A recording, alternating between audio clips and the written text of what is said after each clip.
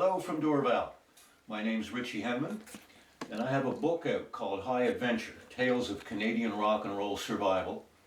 Chronicles the adventures of a wild-eyed kid, me, from Chester Basin, Nova Scotia, a very small village.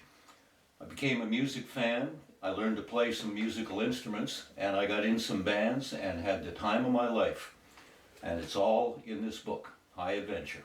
I'm going to read from the final chapter, which doesn't give away any ending. There are endings and beginnings throughout the book. The final chapter is a fun collection of anecdotes of the strange things that can happen when you play in a rock and roll band. So here we go. This one's called The Shirt Off My Back. When April and I moved to Montreal in 1970 and settled into our ski shack in Saint-Sauveur, we were introduced to a hippie commune living in a rented house in the center of the town. They were a very pleasant group and well liked in the community, where they all seemed to work part-time, a refreshing change from other similar enclaves where mooching was more the norm.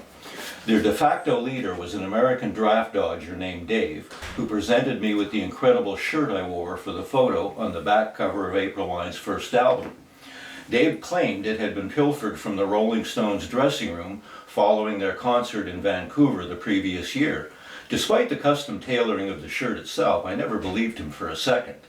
I eventually stopped using it as one of my stage outfits, and sometime later Frank Marino asked if I still had it. He confessed he had always loved that shirt, so I gave it to him and enjoyed seeing him wear it on stage. His wife Denise eventually added purple velvet cuffs and collar. Many years later, Frank and I got to talking about the shirt, and he asked if I would like to have it back, so I decided to add it to my box of mementos.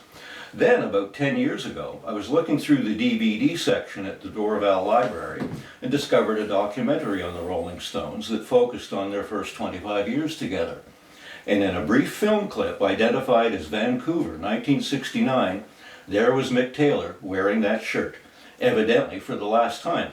I therefore apologized to Dave the hippie for not believing him, and Mick, if you want your shirt back, you have but to ask.